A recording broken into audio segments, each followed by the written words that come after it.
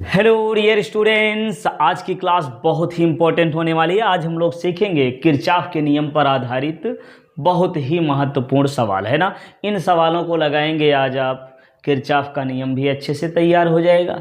Numerical कैसे solve करेंगे ये भी अच्छे से आ जाएगा। तो चलिए सॉल्व करते हैं। ये पहला सवाल जो कि किरचॉफ के पहले नियम पर होगा, जिसको संधि का नियम भी कहते हैं, है ना। संधि का नियम कहते हैं, आवेश संरक्षण को प्रदर्शित करता है ना। और इसमें देखिए आपको निकालना क्या, I1, I2 और I3 का मान ज्ञात करना है। ठीक है, तो देखिए इसमें होता क्या है कि प्रत्येक संधि पर समस्त धाराओं का बीजगणितीय योग शून्य होता है। ये पहला नियम है किरचॉफ का। और इसमें बात ये याद रखनी है कि संधि की ओर आने वाली धाराएं धनात्मक होती हैं और संधि से दूर जाने वाली धाराएं ऋणात्मक होती हैं। क्लियर है, ध्यान से सुनिएगा। समस्त धाराओं का बीजगणितीय योग शून्य होता है। बीजगणितीय का मतलब चिन्ह सहित योग। अब चिन्ह कैसा लगाओगे, कौन किसमें क्या लगाएंगे। जो संधि की ओर आ रही है प्लस लगाएंगे, जो दूर जा रही तो माइनस लगाएंगे। चलिए करके देखते हैं। ये संधि की ओर आ रही तो इसको 2 लिख दीजिए। ठीक है, इसको कितना लिखेंगे, 2 एम्पियर। ठीक, ये 2 हो गई। और ये दूर जा रही है, इसको माइनस, दूर जा रही तो भाई माइनस में लिखेंगे ना, चिन्ह सहित योग, -1 हो गया। अब ये भी संधि की ओर आ रही है, +2 लिख लो। और ये I1 दूर जा रही है, -1 हो गया। तो ये बीजगणितीय योग हो गया ना। और बीजगणितीय योग होता कितना है, 0 होता भैया, तो बराबर 0 लिख लो, खत्म बात। अब देखिए 2, 2, 4 में से 1 निकाल दीजिए तो 3 - I1 बराबर आया 0। तो ये I1 का मान कितना आएगा, I1 इधर कर लिए, I1 बराबर 3, खत्म। तो ये भैया I1 का मान 3 एम्पियर आ गया। समझ में आया। ठीक इसी प्रकार से इस दूसरे संधि पर हम लिखेंगे, है ना। ये दूसरे संधि पर हम संधि का नियम लगाएंगे। यहाँ पे देखिए हमने क्या किया, संधि कौन सी थी, संधि P पर, है ना। P संधि पर हमने ये नियम लगा दिया। अब क्या करेंगे, संधि Q पर। अब क्या लिखेंगे हम, संधि Q पर। अब लगाइए भैया इसमें भी संधि का नियम। समस्त धाराओं का बीजगणितीय योग कितना होता है, 0 होता है। देखिए I1 आ रही जो कि कितना, 3 एम्पियर, 3 लिख लो। ये दूर जा रही है, -1 लिख दो भैया। ये भी दूर जा रही है तो -I2 कर लो। बीजगणितीय योग कितना होगा, 0 लिख दिया। अब ये 3 में से 1 निकालो, 2 - I2 बराबर 0। ठीक है, तो यहाँ से I2 बराबर आएगा 2। क्लियर हो गया भैया। तो ये मिल गया हमारा I2 का मान। इसी प्रकार से I3 का मान भी निकाल लेंगे। तो यहाँ पे हमको लिखना पड़ेगा संधि R पर। ठीक है, क्या लिखेंगे, संधि R पर। क्लियर है ना। ये संधि Q पर हमने ये निकाला और ये हमने यहाँ पे निकाला संधि P पर। अब लिखेंगे हम संधि Q पर। यहाँ लिखेंगे संधि Q तो हो गया, संधि R पर। ठीक है, अब संधि R पर भी नियम लगाइए भैया। कैसे लगाएंगे, ध्यान से देखिए। I2 आ रही है ना, 2 एम्पियर है, इसको लिख लो। ये दूर जा रही है, -1.2 लिख दो। ये संधि की ओर आ रही है, +1 लिख दो भैया। ये दूर जा रही है तो -I3 कर लो, बराबर कितना आएगा, 0, खत्म बात। अब देखिए 2 में 1 जोड़िए, कितना बना, 3 - 1.2 और -I3 बराबर 0। अब 3 में से 1.2 को घटाइए तो कितना आएगा। चलिए ऐसे नहीं आ रहा तो घटा के बता दे रहे हैं, 3.0 इसको लिख सकते हो, 1.2 लिखो और ये घटा दो 8, यहाँ 2 बचा 1 आया, है ना। कितना आया, 1.8 और -I3 बराबर 0। तो ये बताइए I3 का मान कितना बना, 1.8 एम्पियर।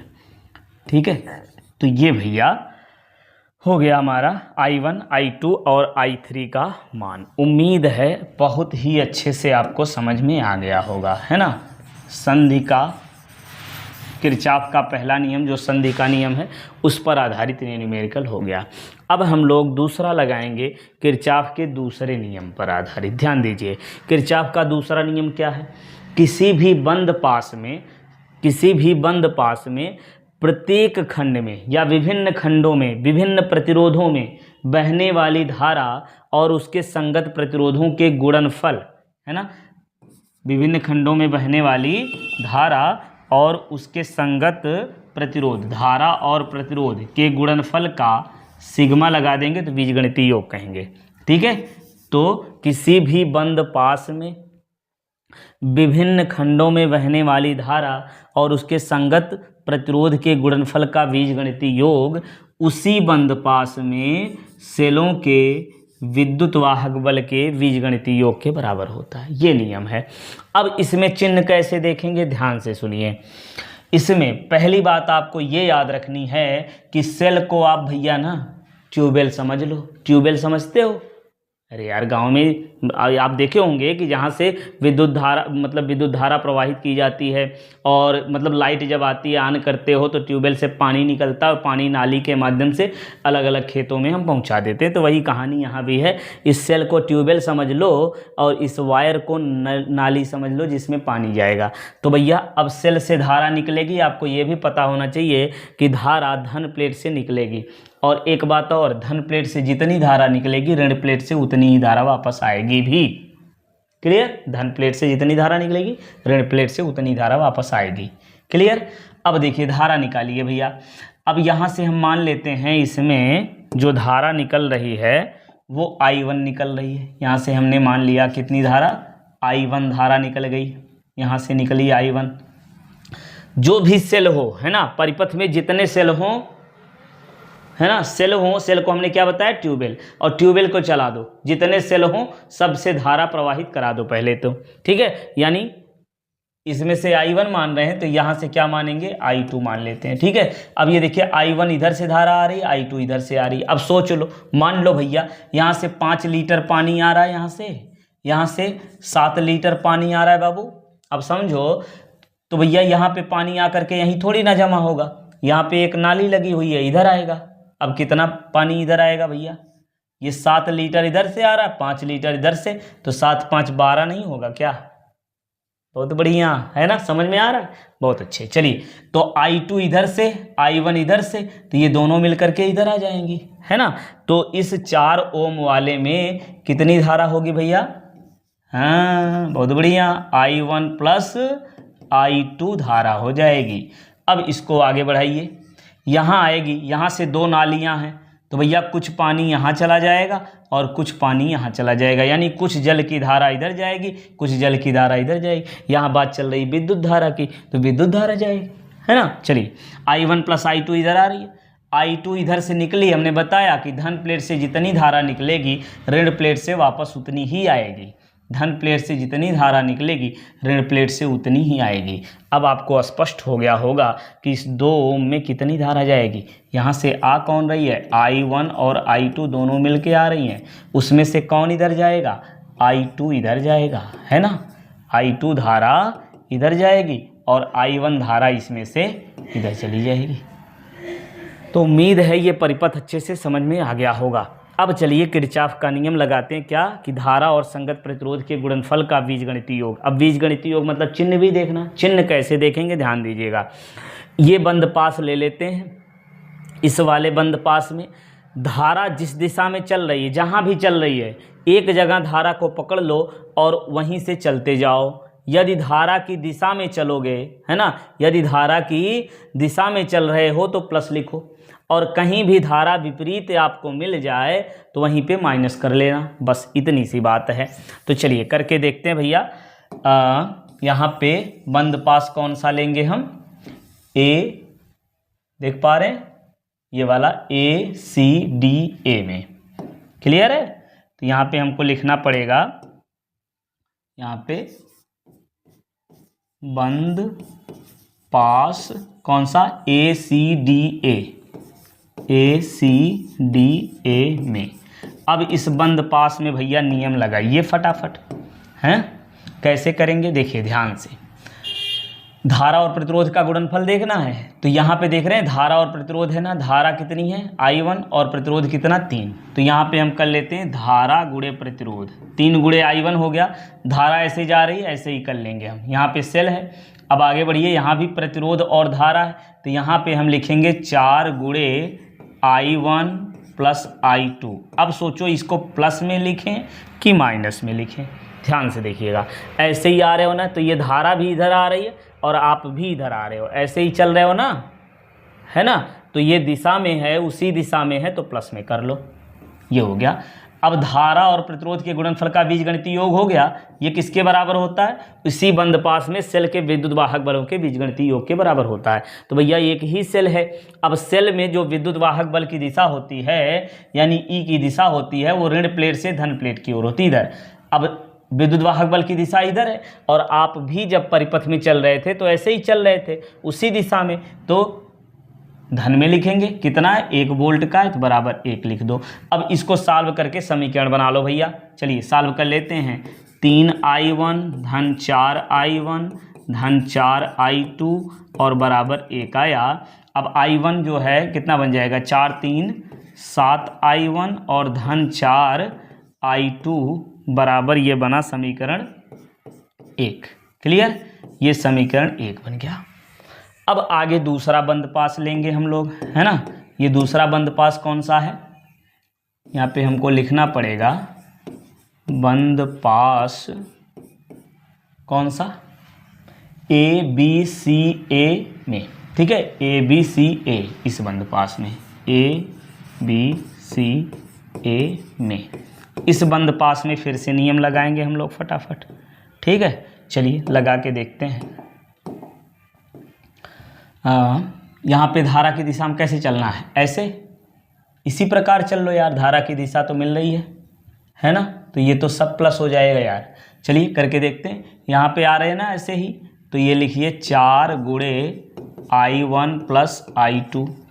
क्लियर, और फिर आगे बढ़िए, ऐसे ही आ रहे हैं ना, तो ये प्लस में इधर बनेगा 2 गुणे i2, 2 गुणे i2 मिल गया। और आगे बढ़िए, और भी प्रतिरोध तो है नहीं, धारा और प्रतिरोध के गुणनफल का बीजगणितीय योग हो गया।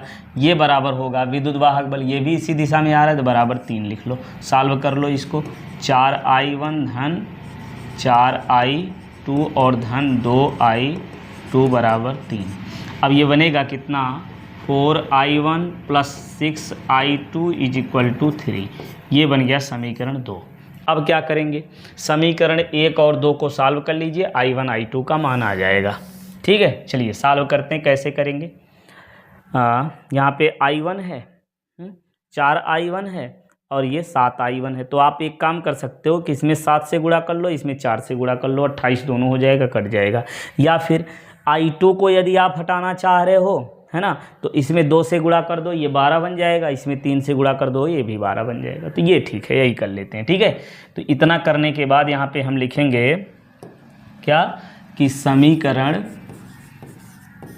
1 में 3 से व समीकरण 2 में 2 से गुणा करके क्या करेंगे, घटाएंगे भैया, गुणा करके घटाने पर।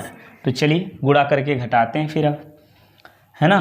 तो इसमें कितने से गुणा करना है, 3 से करिए, तो कितना बन जाएगा, 7 3 21, ये बनेगा 7 3 21 i1 और धन 12 i2 और बराबर 3 से गुणा कर रहे हो, ये 3 आएगा। अब इसमें गुणा कर देंगे कितने, 2 से, तो ये 8 i1 धन 12 i2 बराबर, और 2 से गुणा कर रहे हो ना, तो 6 हो जाएगा। अब माइनस माइनस माइनस हो गया, इसको काट दो, तो ये कितना बन जाएगा, ये घटाइए, इसमें से 11 में से 8 गए, कितना बनेगा 3, और ये बढ़ गया 13। ठीक है, तो 13i1 बराबर -3। ठीक, तो ये आ गया i1 बराबर -3/13 हो गया भैया। i1 का मान मिल गया भाई। अब क्या करेंगे, अब यहाँ से i1 का मान किसी भी समीकरण में रख दो भैया, तो i2 का मान मिल जाएगा। अब यहाँ लिखेंगे i1 का मान समीकरण किस में रखोगे, 1 में या 2 में, जो आपको अच्छा लगे रख सकते हो। i1 का मान समीकरण किस में, 1 में। रखने पर। तो चलिए रख के देखते हैं। समीकरण 1 में ये 7 गुणे I1 का मान -3/13 कर लो, और आगे धन 4I2 और बराबर 1 सॉल्व करिए। ये -21/13 बना और धन 4I2 बराबर 1, ये मिल गया 4I2 = 1। अब ये माइनस वाला इधर आएगा प्लस 21/13, तो ये बन जाएगा कितना 4I2। तो ये 13 का गुणा 1 में होगा, इधर जोड़ेंगे तो आएगा 4 और ये बनेगा 3। ठीक है, ये जोड़ देंगे भैया, है ना। 13 और 21 जुड़ जाएगा, 34 बन जाएगा, और बटे में 13 है। ठीक है, तो यहाँ से आएगा I2 बराबर 34/13 और गुणे में 4, तो 2 से काटिए, 2 दूना 4 और ये 17 दूनी 34, तो I2 का मान आएगा 17/34 एम्पियर। तो ये भैया I1 और I2 का मान मिल गया बाबू, है ना। यदि पूछा जाता कि 4 ओम में बहने वाली धारा बताइए, तो 4 ओम में कितनी धारा होगी, ध्यान से देखें। 4 ओम में यदि धारा आपको निकालनी है तो इसके लिए क्या करना होगा, 4 ओम में धारा कितनी हो जाएगी, दोनों को जोड़ना पड़ेगा। इसमें धारा कितनी है, I1 + I2 ही तो है, देख रहे हैं, I1 + I2 है। I1 का मान कितना -3/13 और धन I2 का मान ये 17/26। अब इसको भी 26 बना दो, कैसे, 2 से गुणा कर दो, तो ये आएगा -6/26 और धन 17/26। अब इसको घटाइए तो 11/26 आएगा। तो 4 ओम में कितनी धारा, इतनी। और यदि इसमें पूछा जाए कि 2 ओम में कितनी धारा बह रही भैया, 2 ओम में मतलब I2 का मान कितना आया है 17/34। यदि कहा जाता 3 ओम में कितनी धारा, तो इसमें I1 है और I1 का मान कितना -3/13।